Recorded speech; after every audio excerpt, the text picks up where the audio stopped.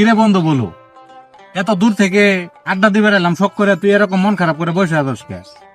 আর তোর শরীরে তো শুকাইছে কে? খাওয়া দাওয়া করস না নাকি? আর বন্ধু কইস না, বিয়ে করে খুব জ্বালাই যন্ত্রণা আছি। খাওয়া দাওয়া করলে কি হবো, মানসিক শান্তি নাই, এর লেগে মনে করে স্বাস্থ্য খারাপ হয়ে গেছে। দূর সেরা, তুই এই বউ নিয়ে টেনশন করতেছস?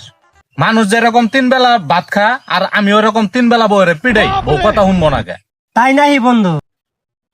এই শালি, তোরা আমি কইছি না, আমি বন্ধু বান্ধবের মাঝে যখন আড্ডা দিতে আইমু, রাস্তাঘাটে যখন বেরোম, তোরা আমি কইছি না তুই আমার ফোন দিবি না? সকালে যে তোরা মার দিয়ে এলাম, এই মাইর কি তোর কাজে লাগে নাই নাকি? আবার পিঠটা খাবার চাস? খারাপ, আজকে আমি বাদ যাই লই, বন্ধু বান্ধবের সামনে দিয়ে তোরা আমি কিছু খবর পাইছি না, বাদ যায় তোরা আমি জুতা খুলে মুজা দিয়ে পিঠা খালি, তুই দাঁড়াইস। বন্ধু তুই এখানে একটু বস, আমি লাইট আছি। लेकिन ये साला कर क्या रहा है यहाँ पे। শোনা ময়না, তুমি আমার মাফ করে দাও ময়না, আমার ভুল হয়ে গেছে।